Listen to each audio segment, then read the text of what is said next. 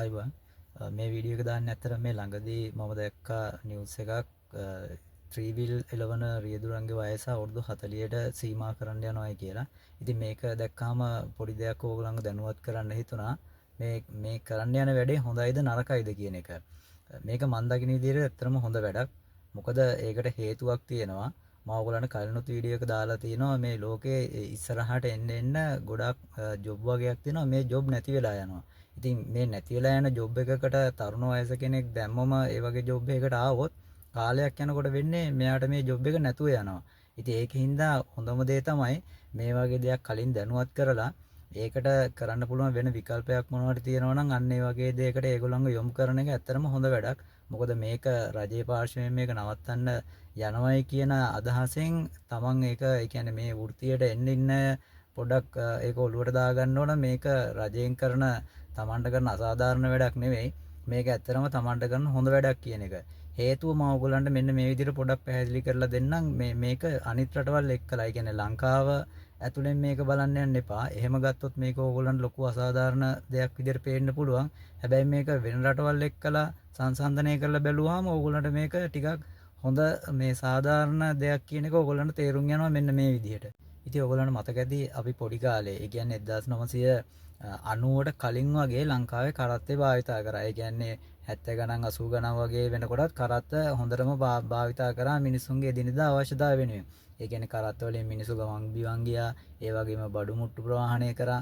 මේ වගේ දේවල්ට කරත්තේ පාවිච්චි කරා.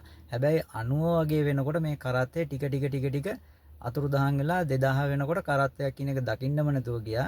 ඊට පස්සේ දැන් 2025 26 වෙනකොට ඇත්තරම කරත්තේ කියන එක කෞතුක භාණ්ඩයක් වෙන මට්ටමටම කරත්තය ආවා. එතකොට ඒ කියන්නේ මේ වෘත්තීන් තියෙනවා සමහර ඒවා කාලෙත් එක්කලා ඒ වෘත්තිය අදාළ නැති වෙනවා. එතකොට ඒ වෘත්තීන් නැතුව යනවා. දැන් ඔයගොල්ලන්ට මම කලිනුත් කියලා තියෙනවා මේ අනිත් දියුණු රටවල් ගත්තාම මේවයි පෙට්‍රල් ෂෙඩ් වල පෙට්‍රල් ගහන්න කවුරුත් නැහැ. එතකොට සුපර් මාකට් වල එන්න දැන් බිල් කරන එකට කැෂියර් එකට වැඩ කරන්න ගන්න අය අඩු වෙනවා. ඒ වගේම රිසෙප්ෂන් කියන ජොබ් එක ටික අතුරුදහන් වෙලා යනවා. ගොඩක් වෙලාවට මේ AI භාවිතා කරනවා. ඒ වගේ හේතුවින්ද ඒ කියන්නේ කෝල් වලට ආන්සර් කරන්න කෙනෙක් කාවත් පිළිගන්න ඒ වගේ දේවල් ටික දැන් නැතුව යනවා. එතකොට මේ ජොබ් වගේක් තියෙනවා මේවා මේ සමාජයෙන් අයින් වෙලා යනවා. ඒ කියන්නේ ඒ වගේ දේවල් වලට මිනිස්සු මේ තව දුරටත් පඩියක් ගෙවන්න, ඒ කියන්නේ සල්ලි ගෙවන්නලා ඒ සේවයක් ගන්න අවශ්‍යතාවයක් එන්නේ නැති මට්ටමකට ඇවිල්ලා තියෙනවා. ඒ වගේම තමයි බස් එක. දැන් මම ඔයාලට කලිනුත් කියලා තියෙනවා බස් වල ගත්තාම කන්ඩක්ටර් කියන ජොබ් එක දැන් නැහැ. එතකොට මෙන්න මේ වෘත්තීන් කීපයක් තියෙනවා. ඒව තව කාලයක් යනකොට ඒක ලංකාවට ඒ ප්‍රශ්නේ මෙන්න ගන්නවා. මොකද මේ වෘත්තීන් නැතුව යනවා. එතකොට මේවට දැන් අලුතෙන් එන අය මේ ජොබ් වලට ඇතුල් වුණාම වෙන්නේ ඕගොල්ලෝ තව කාලයක් යනකොට මේ ජොබ් නැතුව ගිහිල්ලා ඕගොල්ලෝ කාලයකදී අමාරු වෙටෙනවා. ඔයා හිතන්නකෝ ඔයා 2000 අවුරුද්ද ඉපදුන කෙනෙක් කියලා. දැන් අද වෙනකොට 2026 අවුරුද්ද තමයි දැන් ගෙවෙන්නේ. එතකොට ඔයාට මේ වෙනකොට වයස අවුරුදු 26ක්. ඔයා මේ ත්‍රිවිල් රැකියාව ඔයා පූර්ණ කාලීනව පටන් ගත්තයි කියලා හිතන්නකෝ දැනට අවුරුදු 6ට කලින්. ඒ කියන්නේ 2020 දී. එතකොට දැන් ඔයා අවුරුදු 6ක් මේ රැකියාව කරගෙන ඇවිල්ලා ඔයාට වෙන මොකක්වත්ම සුසුකමක් හදා ගන්න අවස්ථාවක් නැහැ. ඔයා කරලා තියෙන එකම දේ මේ ත්‍රිවිල් රැකියාව විතරයි. දැන් 2026 ඔයා හිතන්නේ 2046 වෙනවා. 2046 වෙනකොට ඔයාට එතකොට වයසත් අවුරුදු 46ක් වෙලා තියෙනවා. ඔයා මේ ත්‍රිවිල් රැකියාවේ ඔයා නිරත වෙලා එතකොට අවුරුදු 26ක්. ඔයා හිතන්න මේ ත්‍රිවිල් රස්සාව ගොඩක් වෙලාවට 2050 විතර වෙනකොට මේක ලංකාවෙන් ඇත්තරම ගොඩාක් වෙලාවට නැති වෙලා යන රස්සාවක් බවට පත් වෙයි. එතකොට ඔයාගේ වයස අවුරුදු 46 දී ඔයාට ඔයා කරන වෘත්තිය ඔයාට නැතුව යනවා. ඒ කියන්නේ අර කරත්ත රස්සාව නැතුව ගියා වගේම තමයි. දැන් කාලයක් ඒ කරත්ත වලට ඒ කාලෙදී අවශ්‍යතාවය තිබුණේ ඇත්තරම වෙන මාධ්‍ය තිබුණේ නැහැ මිනිස්සුන්ට පාවිච්චි කරන්න පුළුවන්. බස් තිබුණේ නැහැ මිනිස්සුන්ට යන්න දෙන්න හරියට. වෙලාවට තමන්ට කැමති වෙලාවට ගමනක් යන්න බස් එකක් තිබුණේ නැහැ.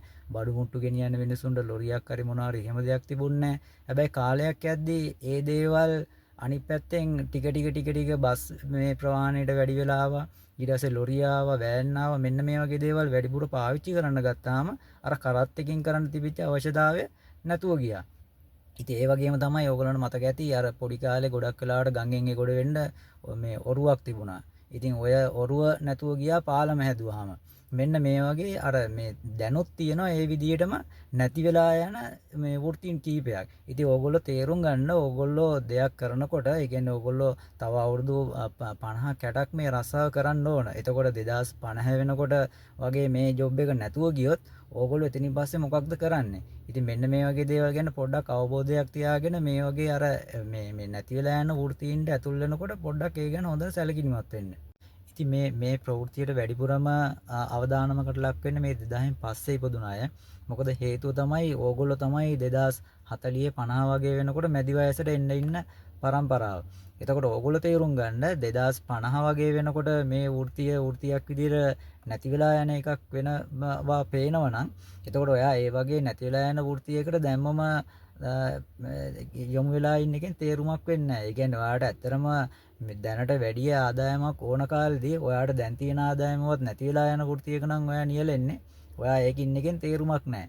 හොඳම දේ තමයි තාම ඕගොල්ලෝ 2000න් පස්සේ ඉපදුන අයගේ උපරිම වයස වෙන්නේ අවුරුදු 26යිනේ. එතකොට ඕගොල්ලන්ට තවම අවස්ථාවක් තියෙනවා වෘත්තීය සුසුකමක් හදාගන්න. ලංකාවේ ඕන තරම් තියෙනවා ආයතන වෘත්තීය සුසුකම හදාගන්න පුළුවන් තැන්. ඉතින් ඒ තැනකට යන්න ගිහිල්ලා ඒ තැනකට ගිහිල්ලා කතා කරලා ඕගොල්ලෝ ඒ රස්සාව කරන ගමන්ම දැනට ඕගොල්ලෝ මේ වෘත්තීය පූර්ණ කාලීනව ඉන්නවා නම් ඕගොල්ලෝ දැනට ඔක ඉන්න ගමන් සතියකට දවසක් දෙකක් හරි ඒ තියෙන මොකක් හරි පාඨමාලාවක් තෝරාගෙන ඒව එකක් කරන්න. ඊට පස්සේ ඒව එකක් කරන ගමන් කෝස් එකක් කරලා නිකන් ඉන්න එපා. ඒක ඕගොල්ලෝ ප්‍රායෝගිකව පුළුවන් තරම් මොකක් හරි ආයතනයකට ගිහිල්ලා කතා කරලා පුද්ගලිකව හරි ප්‍රශ්නයක් නැහැ. ඒ දේ ඕගොල්ලෝ ප්‍රැක්ටිස් කරන්න නිතරම. එහෙම නැතු ඕගොල්ලෝ ඇතැරලා දාලා කෝස් එකක් කරලා සර්ටිෆිකේට් එකක් අරගෙන ඒක ළඟ තියාගෙන ඉන්න එපා. ඒ ජොබ් එක ඔයා පුළුවන් තරම් ඔයාගේ ත්‍රිවිල් රැකියාවෙන් අයින් වෙලා ඔයා අර කරන පාඨමාලාවට ඔයා මේ පුළුවන් තරම් ඒකට මාරුවෙන් try කරන්න. එතකොට අඩුම තරම ඔයාට අවුරුදු 5ක් විතර වගේ යද්දිවත් ත්‍රිවිල් එකෙන් ඔයා පූර්ණ කාලීනව අයින් වෙලා ඔයාට වෙන වෘත්තියක් පූර්ණ කාලීනව කරගන්න මට්ටමකට එන්න පුළුවන්.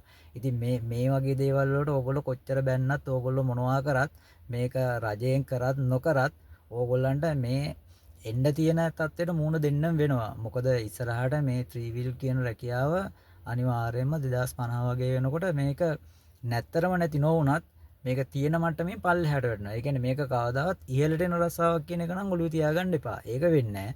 ඒ වෙනුවට සමහරවල්ලාට ටැක්සි කියලා වෙන මොකක් හරි වාහනයක් ඒ කාර් එකක් හරි මොකක් හරි වෙන දෙයක්. එතකොට ඔයාට ත්‍රිවිල් එකක් දුවලා ඒ වගේ වාහනයකටවත් යන්න බැරුව ගියොත් එන්නේ අර කලින් තිබිච්ච අර කරත්ත මේ රැකියාව කරපු එක්කෙනාට වෙච්ච දේම තමයි. ඕගොල්ලන්ට පැත්ත කරලා බලන් ඉන්නවා අනික මිනිස්සු තමන්ගේ ගමන යනකොට. ඒකින්ද දැම්මම තේරුම් ගන්න ඔයා ඉන්නේ අවදානමක මේ අවදානම එන්න වැඩි වෙනවා මිසක් අඩු වෙන්නේ නැහැ ඔයාට.